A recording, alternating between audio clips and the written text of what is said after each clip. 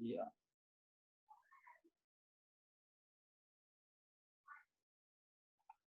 Okay, so once you do changes in your HTML file, you have to save that file and you have to refresh the file. So you can see the headings are displaying in the browser.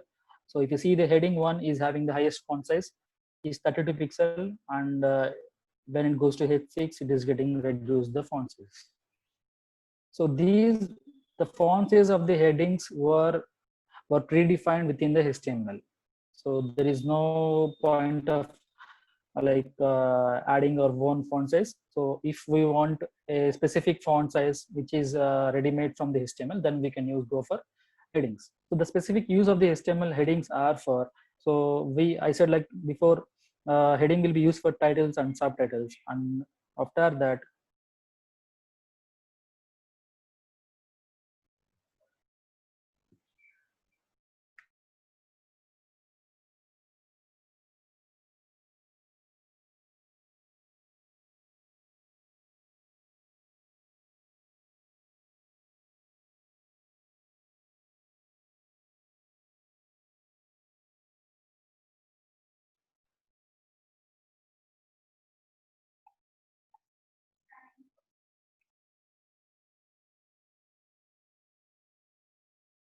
me.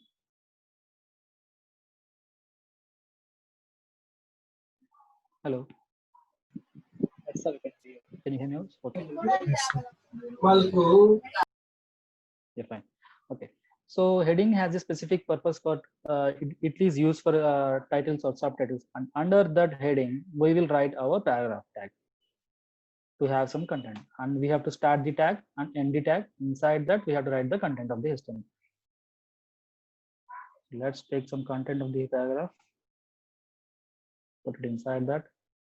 So if you see this, I have break the code, the text into multiple lines.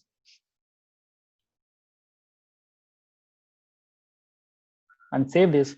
But the specific purpose of p tag is like p tag, paragraph tag will ignore the line breaks in the HTML.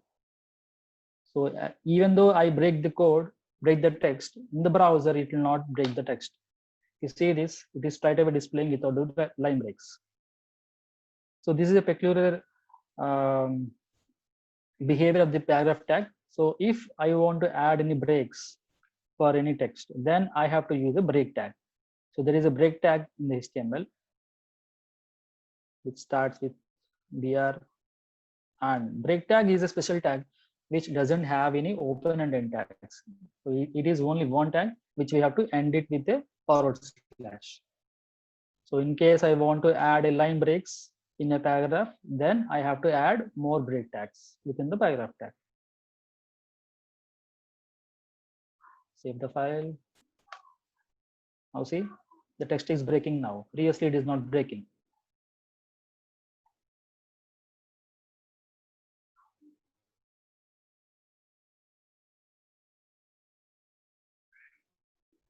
Is it clear? Do you have any question now?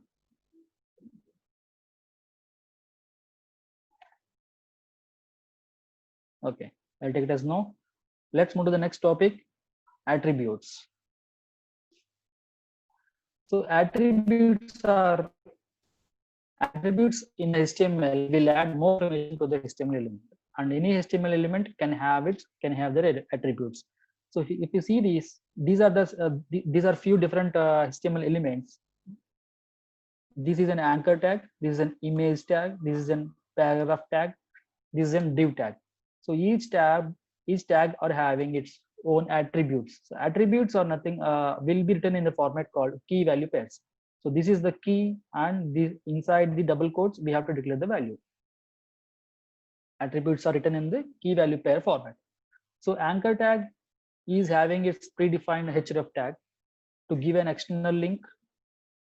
An image tag is having its predefined attribute called src to display some images. Within the src we have to provide the image path, and on image tag we can use width attribute, we can use height attribute, we can use alt attributes. These are all predefined attributes which we can use on the image tag. On paragraph tag we can use style attribute, we can use and we can write some styles inside the style attribute. On div tag or any of the tag, we can use ID and class. ID and class are special attributes which we can use on any of the HTML elements. So let's see an example. Let's go back to our HTML page and write an anchor tag. Anchor tag, for anchor tag, we have to use only the href attribute to write some external link. So let's write some www.google.com. So inside the anchor tag, we can write some content here to display on the web page. Let's say google.com. Save the file and run it. Now it will show you google.com link. So now anchor tag special purpose is like, if you click on the link, it will navigate you to this destination link.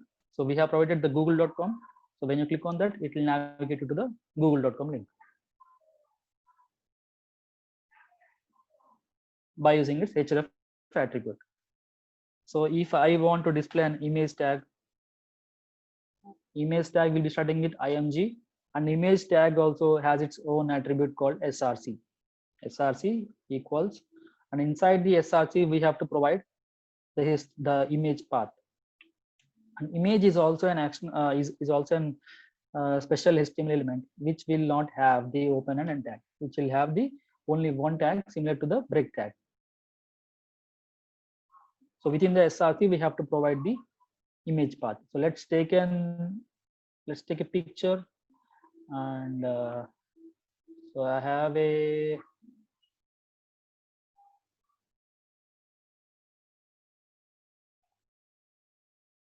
picture here.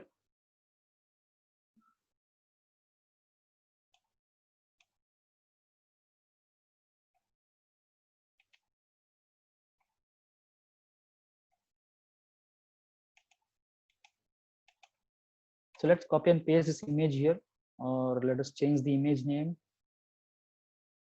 to test. So to show this image on the web page, we have to give the path of the page as inside the src. So here we have to give the image name, and dot we have to provide the extension of the image. So here if you see this image as an extension of png, this is a png format image, so we have to provide the .png image here. Save the file, execute this. So we can see the image here, right? But if you see, this is having a lot of height and width. Right. This is not looking good. So in order to control this width and height of the image, we have the width and height attributes also on the image. Width equals, in double quotes, we can give any of the number. Height equals any number we can give, no issues. Just save the file and run it. See, the size of the image is changing now.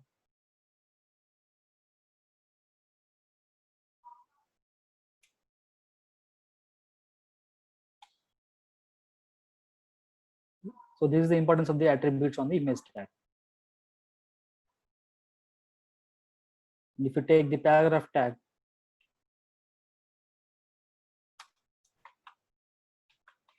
so as I said previously, paragraph tag is used to display some content. So it is mostly used to display some long text of paragraph. Let's say we have some lorem ipsum text.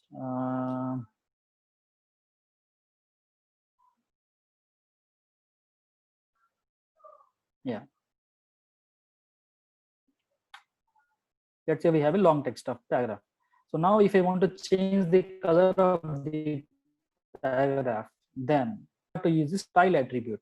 So style is an attribute where inside the style attribute, we have to write some styles by using key value pairs again. So, but here the key value pairs will be separated by the semicolons. So let's say this is a style attribute. Inside this style, we can write multiple styles by separating them with a semicolon. So let's say I want to write some style 1, colon, its value. And if I have to write one more style, then I have to separate that with semicolon. Then style 2, semicolon, colon, and its value. If I want to add one more, I have to add semicolon, style 3, colon, its value. So this is the format of the style. So now I want to change the color of this paragraph. So for changing the color of the paragraph, we have a color style, color, then colon. So we can provide any value called red or blue, white, green, any color. Let's save the file, run it. See, now the text color has been changed, right? So by using this style attribute, we can write some styles on the any of the HTML elements. So if I want to change some background color of this paragraph, so we have a background hyphen color, and we have to provide the color here. Let's save it.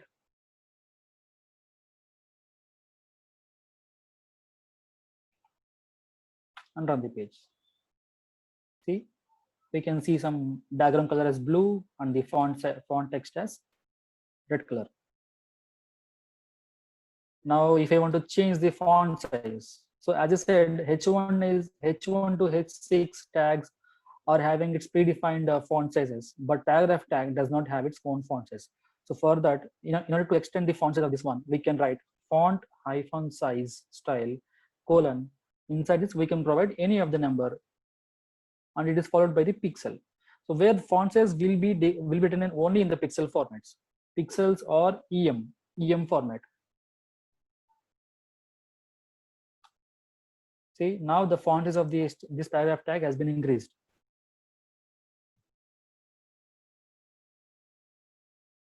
If we go back to here we have written the font size using EM also. So 1 EM is equal to 16 pixels. So either you can give the font size with using EM or you can use pixel. That's up to your choice. So we have changed the font color, background color, and the font size of the paragraph tag. Right. So these are the importance of the attributes on the HTML. Any questions so far?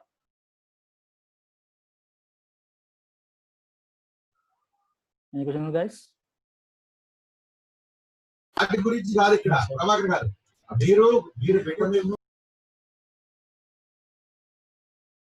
If you're not talking on the call, please be on mute. Okay. So let's move to the next topic called styles. So as I already demoed you about the style, so we can change the color, background color, we can change the font size by using the style attribute. So HTML style attribute is used to add some styles on the HTML element, such as color, background color, font size, font weights, border, padding, margins, etc. So we have a lot of styles we can add them as HTML elements. So the syntax of this one is as follows. So on the tag name, we have to write this style attribute equals to its property and colon its value. So if I have to write one more style, I have to give a semicolon separated by and one more style property colon value.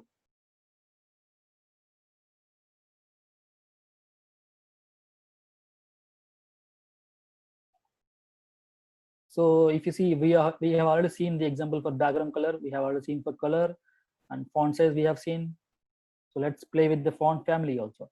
So font family is nothing but, if you see here, we have several fonts, right? So these are all the font families. So we can use any of the font family to change our text font family.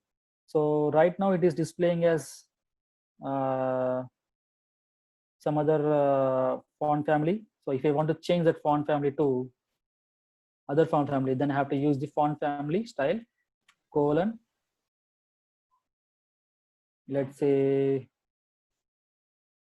Calibri.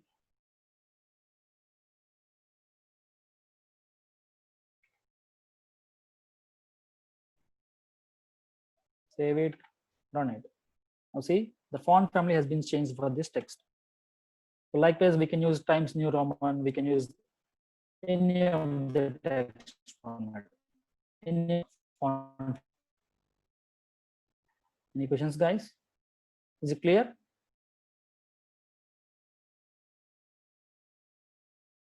Any questions so far? Okay.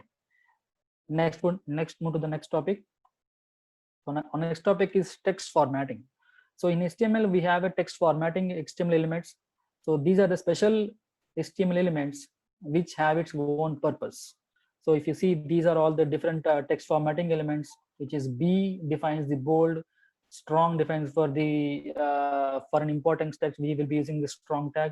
For I defines the italic text, for EM defines the emphasized text, mark defines the mark text, smaller, delete is delete, inserted we will be using INS, subscript will be using sub, and for superscript we will be using sub, SUB. So let's take this example.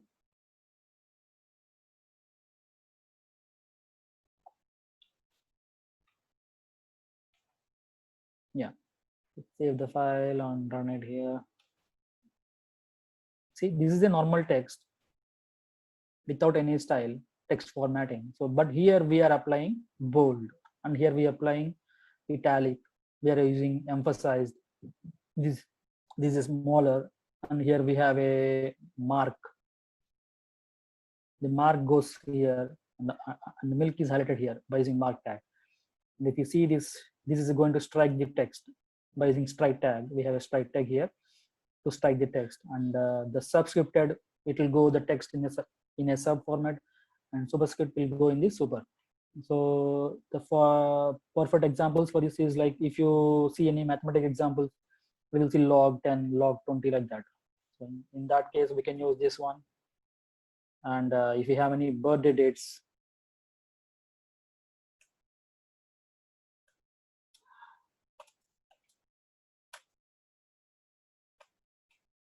so within the super, we can use the TH.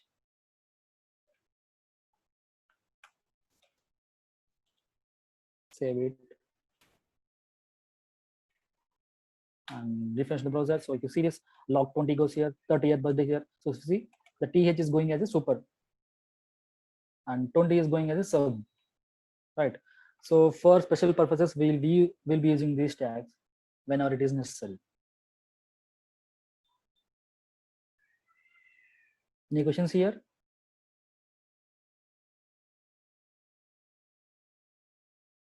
Please raise if you have any questions.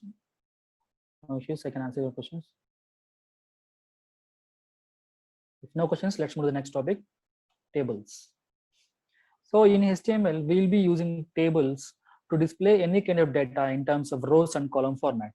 So let us say if we have a large kind of data like your subjects and marks, then we can use this table to display in a preferred format. Let's say, let's add an example.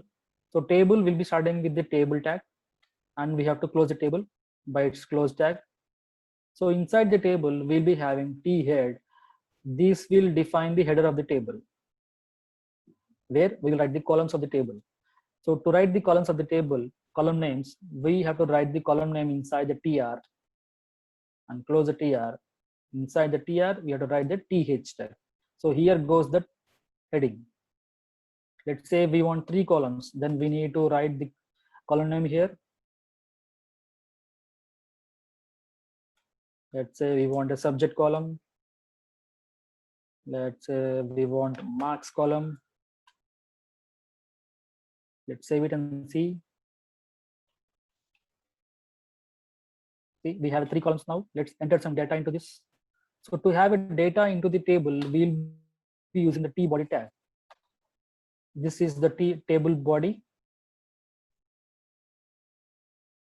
Inside the table, to have more rows, to have more data into this one, we have to use again a tr tag.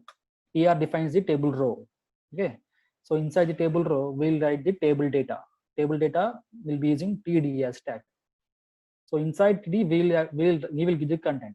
The first td will be occupied by the serial number, and the next td will be occupied for subject. The next td will be occupied by marks. So if I want more data, more records on this table, then we have to add more TRs.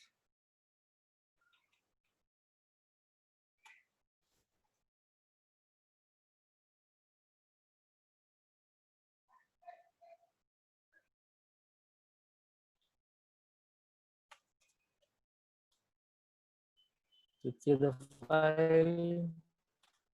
If it's the browser, so if you see, so all the data is displaying in this format, in a table and rows format, and these are the columns we have written in the T head. Yeah, so every table has a head, T head, body, T body, and footer, T footer. So these and every table doesn't need to be having the T footer compulsory, T head compulsory. So we can exclude these two, but for having any data, we have to use a TR, and inside the TR we have to write the TD. So we have to create a table row, and we have to write the data inside the TD table data. Table rows are defined by using TR tag, as we have seen in this example, TR, and whereas row data will be used by TD. This is the TD tag, where we have the data here, table data.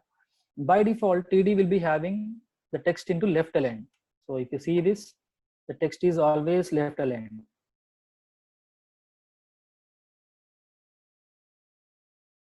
And table columns must be always declared within the T head by using TH. TH is nothing but table head.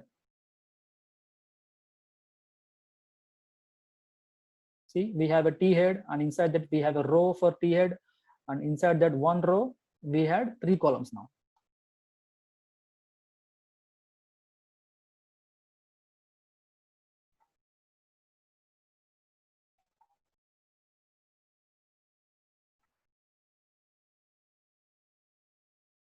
Okay, and by default the TH tag will be always bold and centered. So if you see this, by default the TH is taking a bold text without giving anything. So this is the special this is the HTML behavior of the TH. So there is no need to apply again the bold text format for the TH.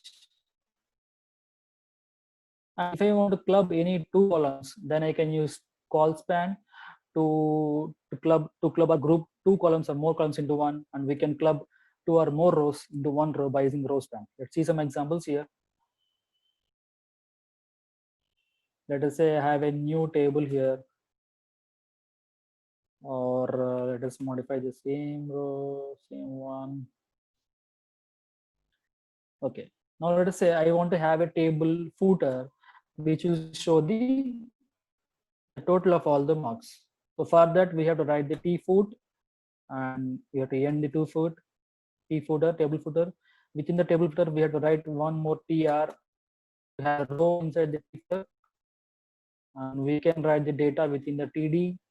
Let's say I want to display the total of the marks. Total, and let's take the total as 300. See, now it is occupying this table, this total into the first column, but and the 300 will be going into the next column. But I want to occupy this serial number and subject for total, and I want to give this marks column for the total marks. Then I have to use the call span. So on the total TD, I have to use this call span equals, because I'm clubbing 2 columns, I have to provide the number 2. I want to club 2 columns, so I have to give the number 2. Let's refresh. See now. So this total is occupying now serial number and the subject as 1. Okay. Now let's see for the example of call span, row span.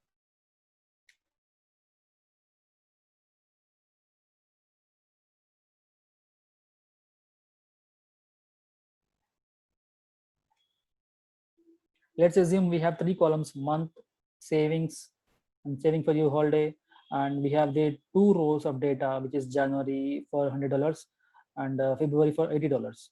But the common data for savings between these 2 months is $50. Let's assume we have such kind of data. Then we want to combine these 2 row data of the third column into one column, into one row. Then we can use the row span. And if you see this, these 2 rows are using only one column, one row, as combined into one row by using a row span. If you give the row span is equal to 2, This is occupying the 2 rows data into 1 data. So this is the purpose of the call span and the row span attributes on the table tag. Any questions, guys? Is it clear?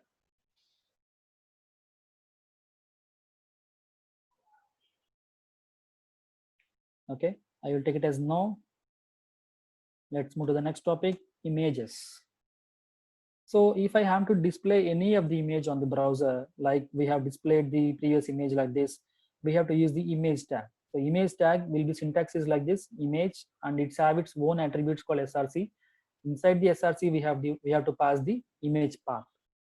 The image path can be in the image path can be in the same folder, or it can be in a different folder. We can pass the path of this URL here, and the alt will be displayed. This is an alt text which will be displayed when there is no image. Then alt text will be behind this image tag, display some content on the image. And width and height we have already seen to set the height and width of the images. So image tag is an special HTML element which is having only one empty and doesn't have an end tag. src specifies the path of the image, and alt is specified for an alternate text for the image. And these are the few image formats we have. So for displaying animated portable network graphics, we have to use .apng files. For GIF format, we have to use .gif. For icons, we have a .ico, and for JPG image, we have JPG, JPEG. These are the formats of JPG, and we have a .png format for portable network graphics. .svg for sector scalable vector graphics formats. Let's see an example here. So we have already an image here, index the test image. Let's take a new folder, and we want to create a new folder and access that image from that folder. Let's say I have an images folder. Inside that, let's take this image.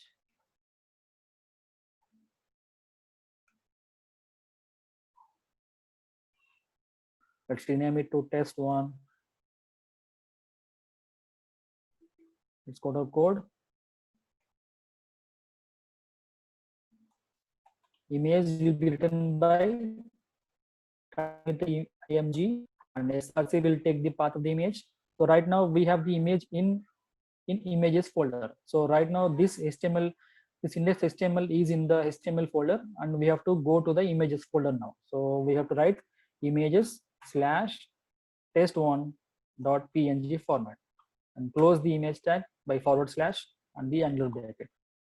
Save the file. So now we want to set the width and height of the image.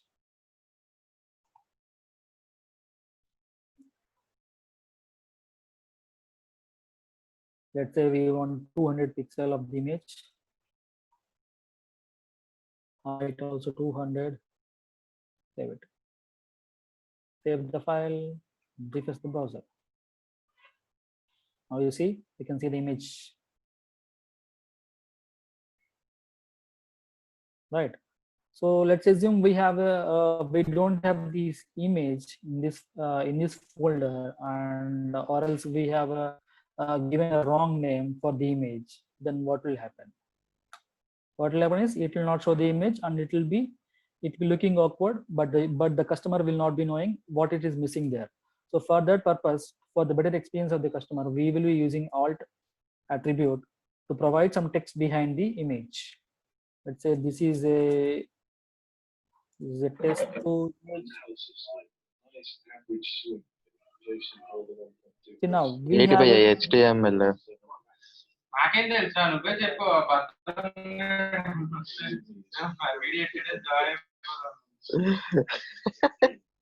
తెలియదు Java ఏదో అనుకున్నారు లేదు ఇది కొంచెమే తెలుస్తుంది కదా. Guys, can you please go on mute? Can you please go on mute? Hello. Hello, Pradeep. Can you please go on mute?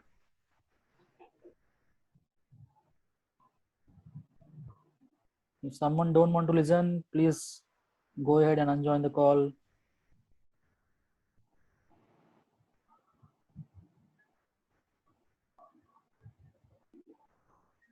Okay. Now, if you see this alt attribute is displaying the text behind the image. So if I have the proper image, then the alt will be displayed behind this, but alt will be always hidden behind the image. Okay, now alt is not showing, only the image is getting shown. Anirudh, please go on mute.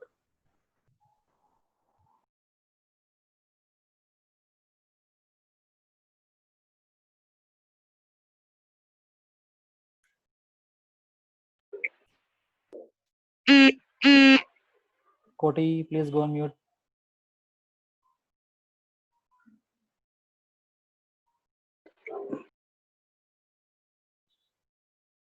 Okay. So any questions so far?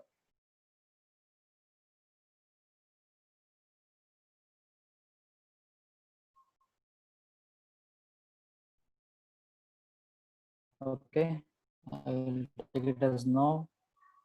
Let's move for the next topic, links. So in HTML, we have the links, or we can also call it as hyperlinks. So this is a syntax for the anchor, for the link, which we have to use anchor A, and A is followed by the href. Inside the href, we'll provide the link of the link of any of the destination link. So the href will take the link's destination. This is the example for this one. We have already shown Google link here, right? If you click on this link, it is going to the google.com. So this is the link. This is also called as the anchor link. And there are two different types of URLs, where one is absolute URL, another is a relative URL. So if you take absolute URL, in absolute URL, we'll be taking the whole path of the destination. Let's say this is the whole path of the google.com, which will be having https www.google.com. But in relative URLs, we will pass the partial URL instead of the complete URL of the browser. So let's say we have a folder already called okay, let's get a new folder. Let's create a new folder called about, and inside the about, let's create a new HTML file, or let's copy and paste this file. Let's change this one to contact.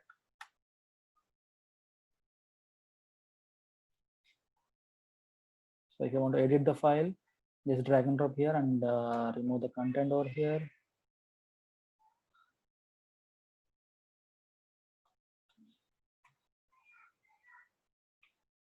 This is a contact page.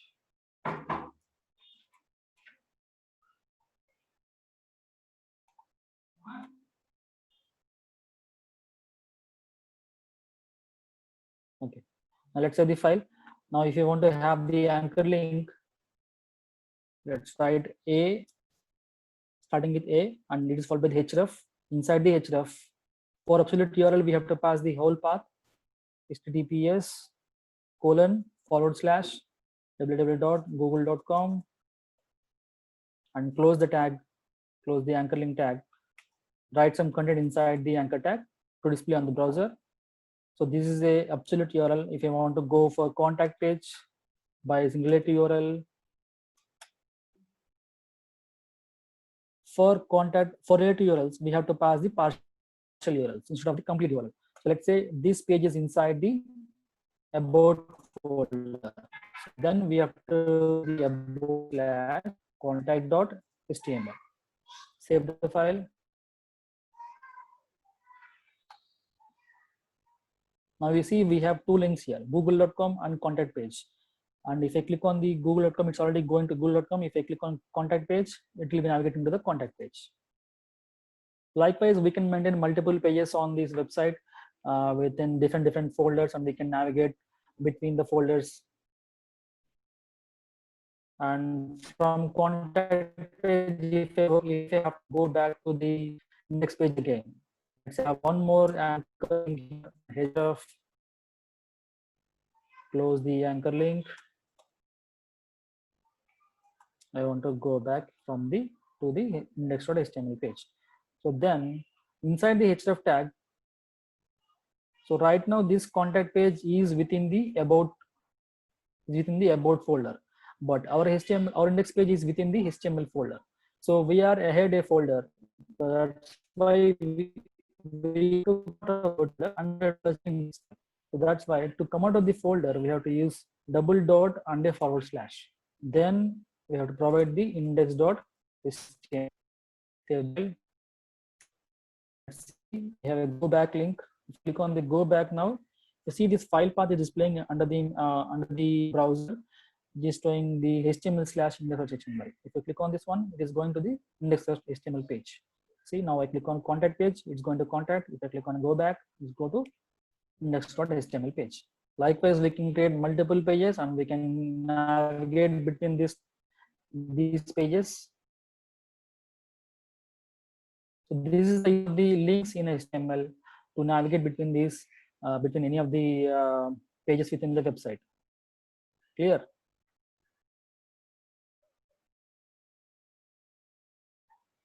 On links, we have a title attribute to display some extra information on the anchor link as a tooltip format. So let's say we write some, let's break this text by using break tag, and okay. So I'm writing as title attribute, and inside the title attribute, I want to show some information about this google.com. This is a Google page. Similarly, I want to have one more title on the contact. Title is equal to, this is a contact page. Save it.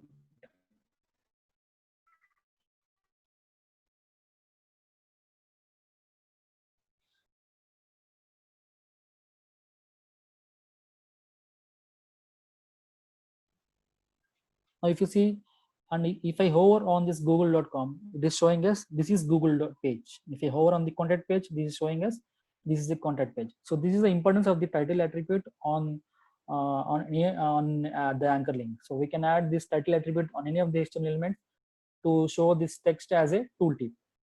So this is the importance of the tooltip format. It will show when you hover on the link like this. Clear?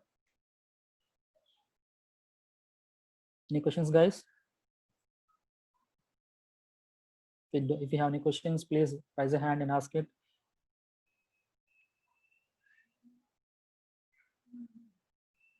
Okay, I'll take it as no. Let's move to the next topic, lists. So in HTML, we have three different kind of lists. So when we want to display any data in a classified format, then we will be using this list. We have different types of lists. One is ordered list, which will be written in between the OL tag. We have unordered list, which will we have to use UL tag.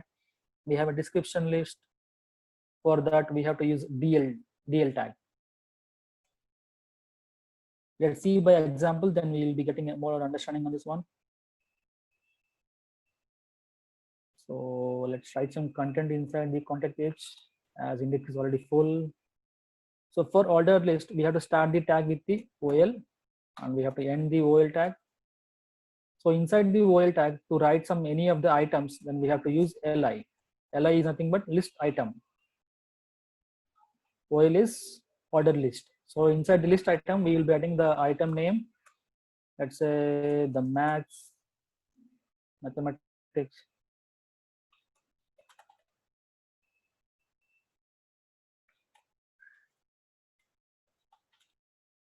Save that.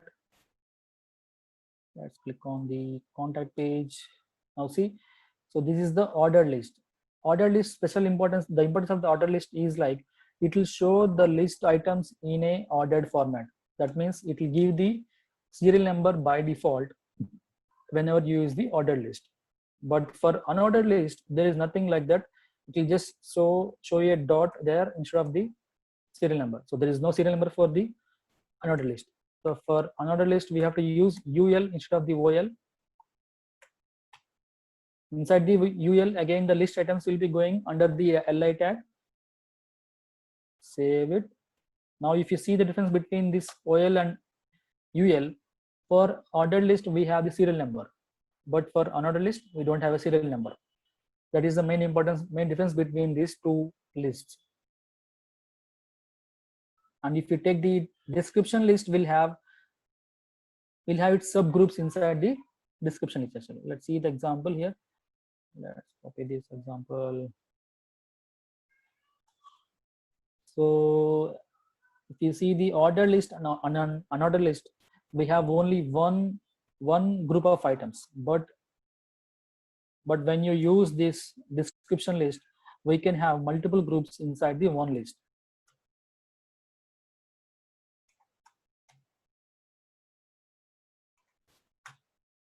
So description list will be starting with DL. Same way we have to close the tag, and for subgroup we have to use DT as description term. For description each term we have to write DT tag, and DD will be description data. And if I want to have one more classification, I have to use one more DT, and under this DT description term, I can add more items on the slide. Let's save the file. Now if you see this browser, so in ordered list or unordered list, we have only one group of items. But if you see description list, we have two subgroups like this. So we can group many items like in a subgroup format by using description list. If you want to add one more item under this, we have to use one more DD. Save it.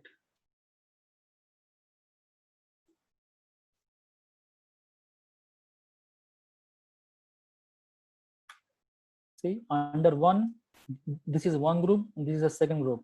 So we can add more items under this by using one more DD tag. See, the order list will be using OL tag. This started with the OL tag, and each item will be using LI tag. Similarly, UL and unordered list also same thing. We will be using UL tag instead of the OL, and each item will be using LI tag. But in description list, we'll be using DL for defining the description list, and inside that we'll be using DT tag for description term and DD for description data. Clear? Any questions, guys?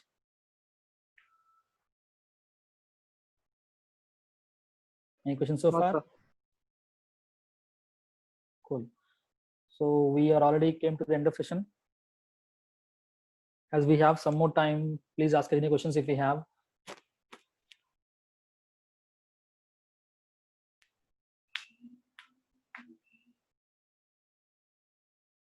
No questions? Anyone have any question?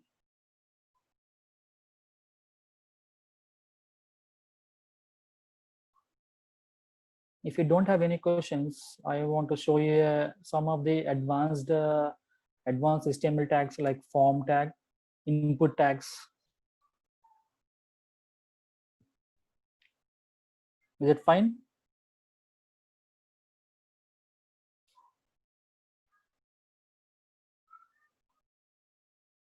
Okay. So let me show you some advanced tags like form tag and input tags.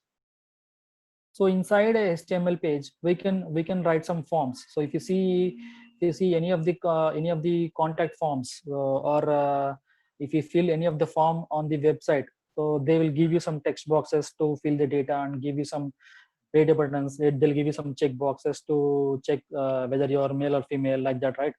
So that kind of forms. So if you want to create that kind of data, that kind of form, we have to use form tag. So let's create one more HTML page. Let's copy and paste.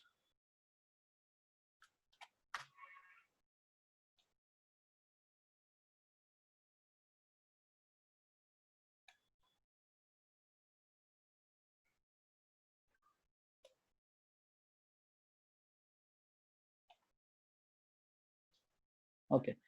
So in order to create such kind of forms, we have to use a form tag.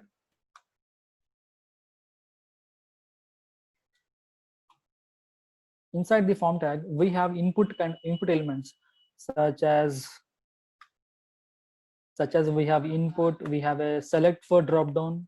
So the input will give you a text box, select will give you a drop down, and we have a text area input for having large text one. To provide any large description, we have a text area like this. So these are the main input elements we'll be using inside the form. Let's see with input element. Input will be starting with input, and input also doesn't have any start and end tag. This will be only having one tag. It should be closed with the forward slash.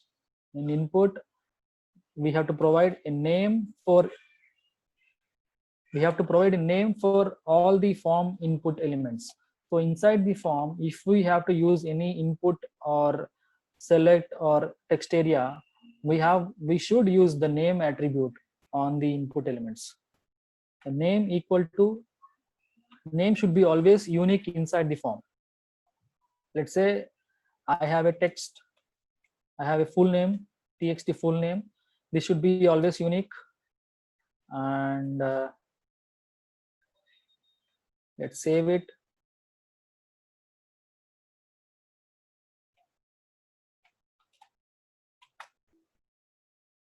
See, now we got a text box to enter some data here.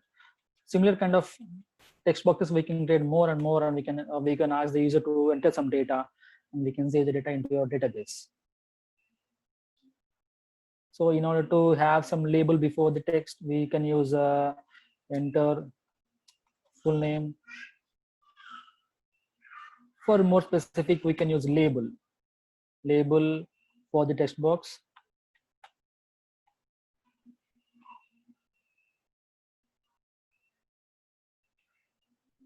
On the label, we have to use a for attribute to stick that label with for this input tag. So every label will stick for one input element.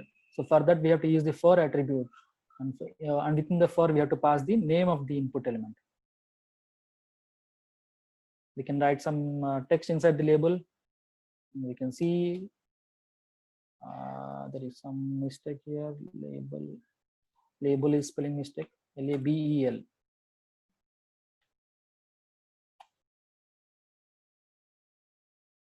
Okay, I have closed this tag here itself. Yeah. Now see, this is always sticking with this text box. Enter full name. Similarly, we can create more data, more information to provide. Then we can create more elements like this. Enter your first name. So for that, we have to provide again a unique name for this one. So as I said, like in the form, if we want to declare any of the input element or select tag or a text area, we have to provide unique name attribute always. We should not repeat this one, because if you provide a duplicate name attribute name, it will take these two into one attribute only. It will take these two input tags into one HTML element, and it will take as a one HTML element only. So while passing data, it will become a problem for you. So we have a first name. Let's say we want a last name or surname.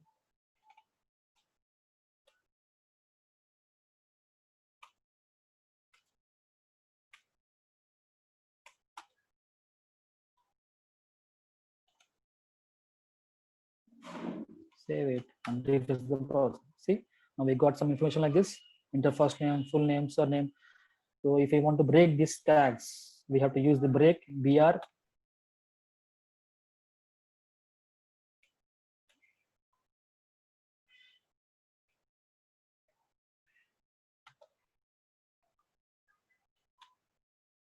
Cool, right?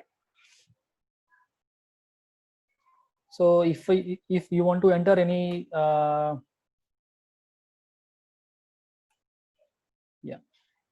if the user want to select some male or female kind of data,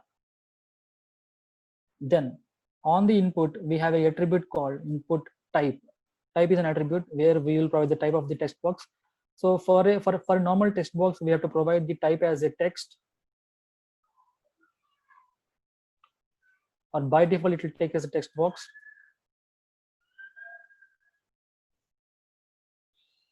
So as a best practice, we have to always use the type. So now if I want to use if I want to give user to select male or female kind of data, then let's say radio button we have to create for a male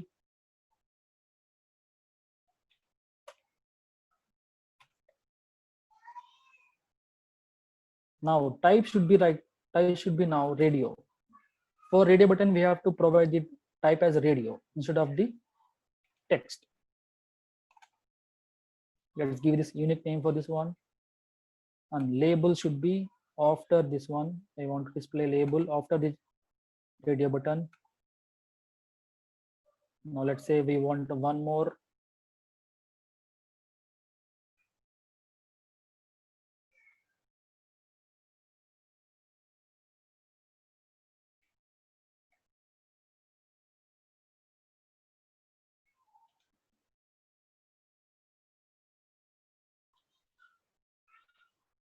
Save and refresh the browser. Now see, we got two radio buttons now. This radio button which we'll use for checking this one as a male or female. Now see, the user doesn't want to check both the radio buttons, right?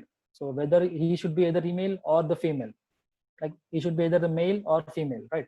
So we should not allow the user to select both male and female. For that, so as I said previously, if I give the unique name, the name attribute the same for both of the input elements, either for the input, like then it will treat both these input elements into one element only. For that, if I change the name into something reasonable like gender, this will make sense. So if I give the same name for both the male and female, and if I refresh the browser, now user can select only one of the element. He cannot select both of the male and female. See now?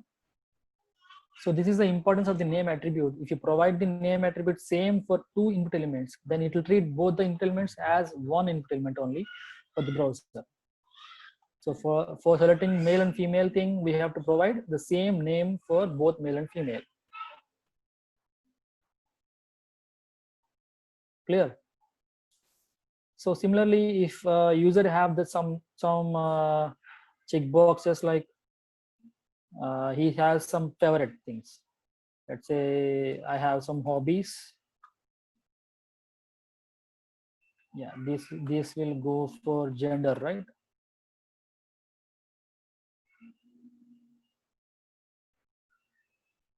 For having checkboxes, we have a type is equal to checkbox, so that we can select multiple checkboxes at a time. And let's say I want cricket as my favorite sport is cricket, so I want to have cricket.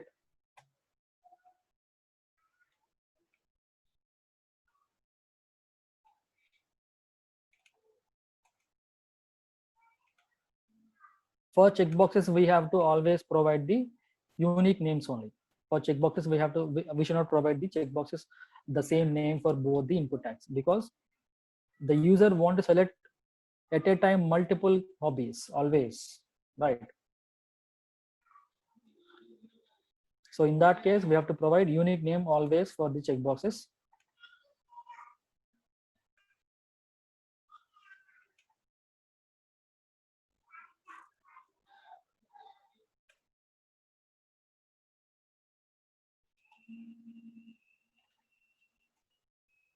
Now let's save that and run it in the browser.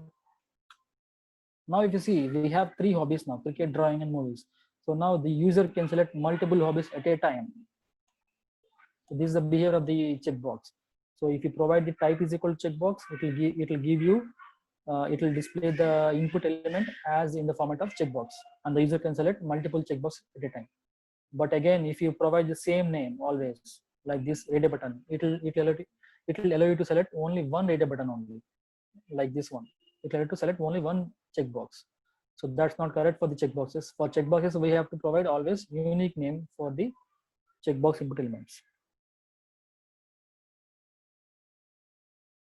So now if I want to format this complete text in a proper format, then we can use table.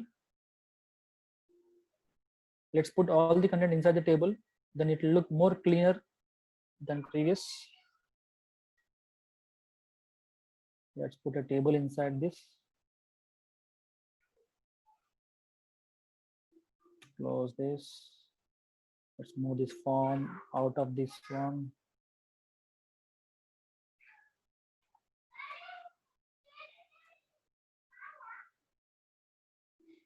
So let's say we will be writing TRs. We create some TRs, table rows. Inside we want one table data.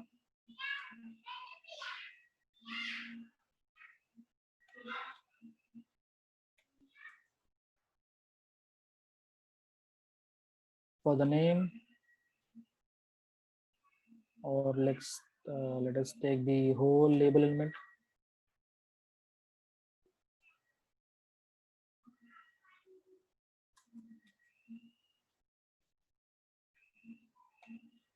Let's remove the break element. We don't have break inside the break inside tables.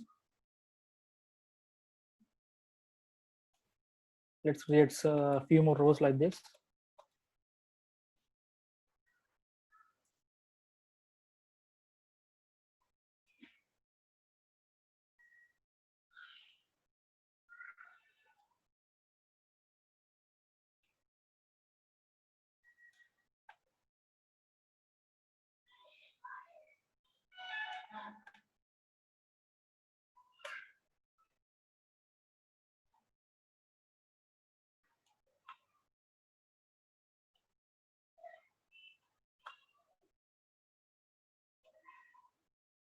Let's see how it is displaying now.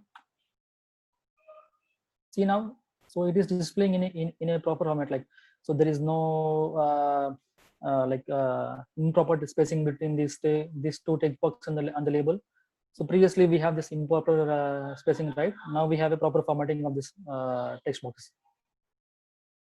So for that purpose, if you use this table, and if you declare this one, it will look good. Clear? Okay.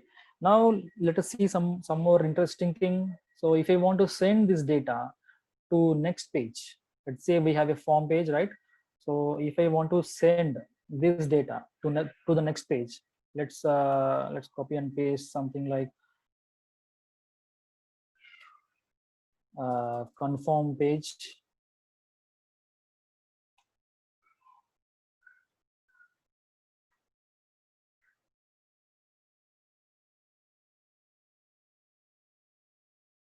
Let's see more thing here.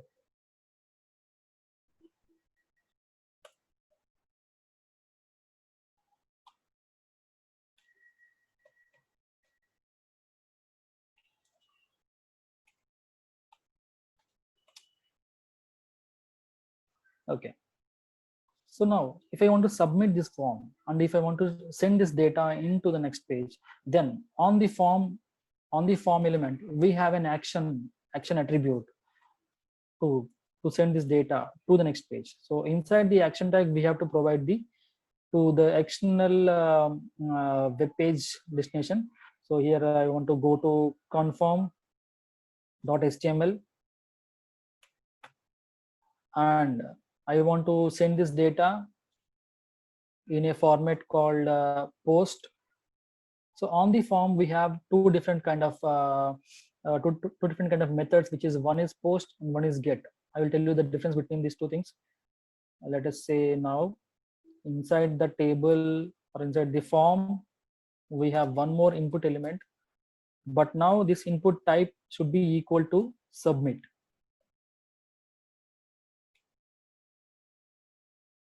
And on the input, we can use the value attribute to add some value on the text box on this button. Now this input will be displayed in the format of button format. Let's see now. I'll refresh the browser. And now see, now this input element is displaying you in the format of button format. So to display that input element in the format of button, we have to use type is equal to submit, and the value is the one which is showing on the button. If we change the value, like send data and save it, it will just save, it will just modify the text on this one. Now if you click on this button, now what will happen? It will send this data, the complete data, to this page, confirm page. Let's submit this one. Now if you see this, the data has went into this confirm page, but how to see this data? Because I made this method is equal to post, you're not able to see this data on the browser. Let's modify this to get get method and go back to the previous one. I am entering some data called Phonic and Taken, and I have chosen some hobbies. My male is female, and this will submit the data. Now, if you see the browser, it is showing you the data on the URL itself. So this is the RBT and gender. I have given this one and cricket data we got. Data we have selected. I have selected drawing. I've selected cricket. I've selected gender as male, and my full name is given as Funny, and text name, first name is given as Chen. Surname I got as taken. See, now all the data is now displaying on the URL inside the confirm.html page. So in this way, we can pass the data between the pages by using the form. So inside the form tag, we have to write input elements, and for submitting the data, we have to take a button by using the input element, same input element, and we have to give the type is equal to submit to submit the whole form. And in order to for navigating from this form to the next page, we have to use the action attribute, and inside the action attribute we have to provide the external HTML page link. Now let's see some interesting things like if I want to select some if I want to have some multiple things, and if I want to select only one element from that one, then we have a select element. Inside select element, let's give a proper name for this one. Name equals let's say cooking items. So inside select element, syntax is like we have to provide option tag, we have to close the option tag, and inside this option tag we have to give the attribute called value equals as 1. And if I want to have any of the item called item 1,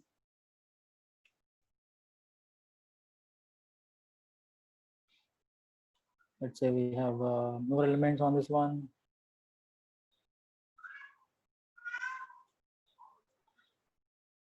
Now let's see in the browser, it will display you this one as drop down to select any one of the element. Now we can see we can select only one of the element in the drop down format. So this is what drop down will be used for.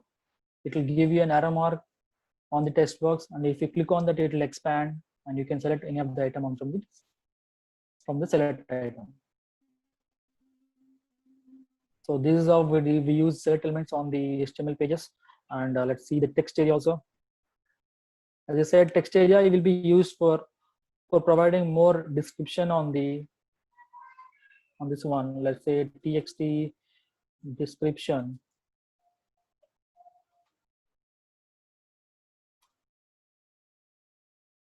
And text area also can be text area we can close straight away here, like image tag, like break tag. See, now text area is displaying for is in the format like this. We can enter more data into this text area, and it will be keep on going down. We can go back to, you can extend this text area by dragging this one like this. There is something. Okay, let's close this text area by using end tag. Now let's break these elements.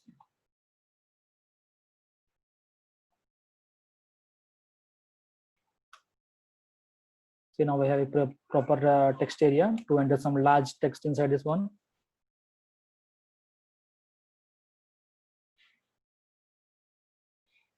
See, quite good, right? Now if I want to restrict this one, restrict the user to allow only few characters in this text box, then we have a property called max -length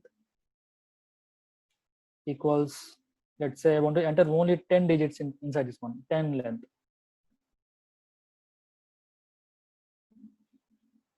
This is the page. Now if I want to enter more than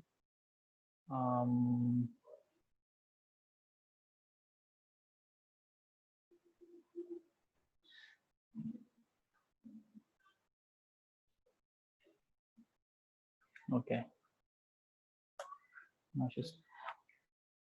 Okay. Now, if you see this text area is displaying in a very shorter length, right? So if I want to extend this text box by default like this one, if I want to have a huge text area, then I can use rows property. Rows is equal to, let's say I want 10 rows, and I want more columns, like 30 columns.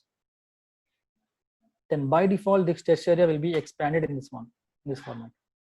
We can add more rows, we can add more columns. Let's say I want 100 columns, then it will expand more by default. There is no need to expand like this. You can expand this text area by using rows and column attributes.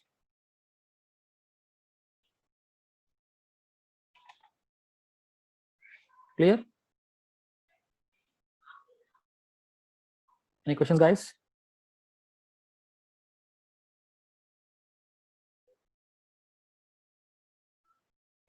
So session has come to an end now. If you have any questions, please raise your questions and ask me. I can clear your questions.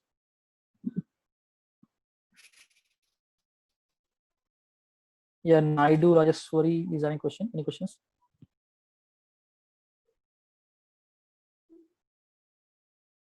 Hello, Naidu.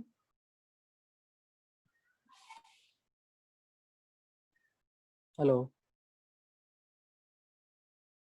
I think you are speaking on mute.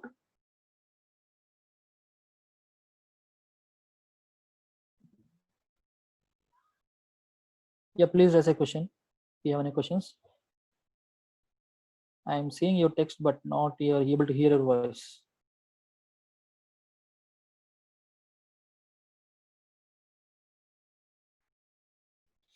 Yeah, I'll send this program. I'll send this complete PPT. Don't worry.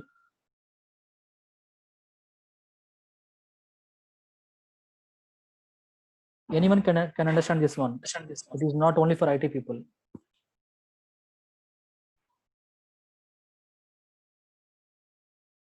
Yeah, before attributes, I have already shown you the basic structure of the HTML. I think you have missed that session, Anirudh.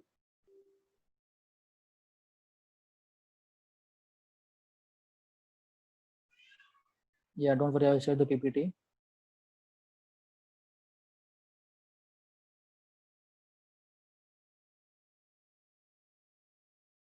Yeah, please, Naidu, go and text whatever you have doubts.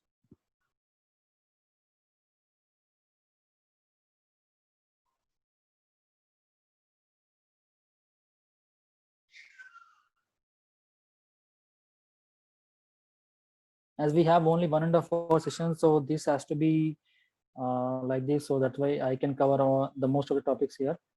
If not, we will not cover most many topics.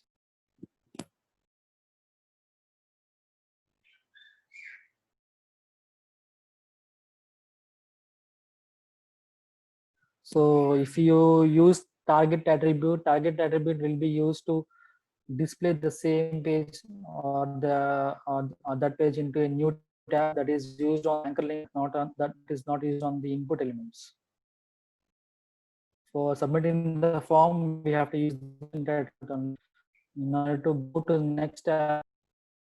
On the anchor link, we have to use the target attribute. So if you see, I gave target attribute on the anchor link, and target is equal to, I'm giving as blank. Now see what will happen. Let's go to index.html.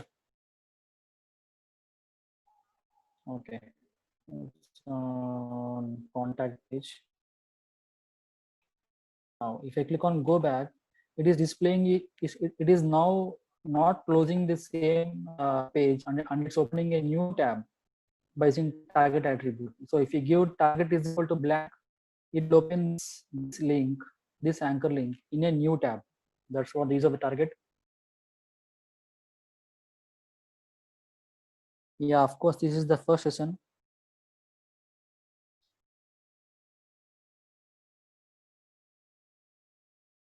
Guys, we have to wrap up in 5 minutes. Please raise the questions as soon as possible.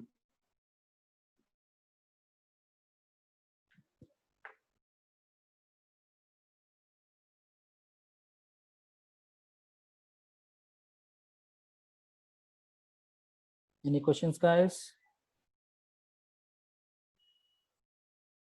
Instead of texting, you can just raise your voice on the call.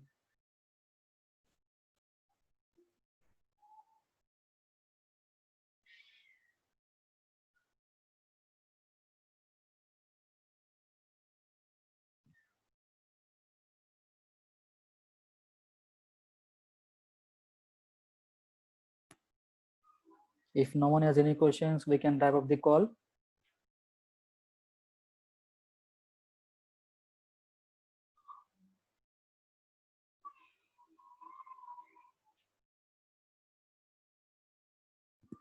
Okay, I haven't seen any questions from you, so we can wrap up this call. No, yeah, we're making sessions from 7 to 8:30 daily. Tomorrow we will have the bootstrap session, which will be taken by one of my colleague Akhil. He will take a bootstrap session tomorrow.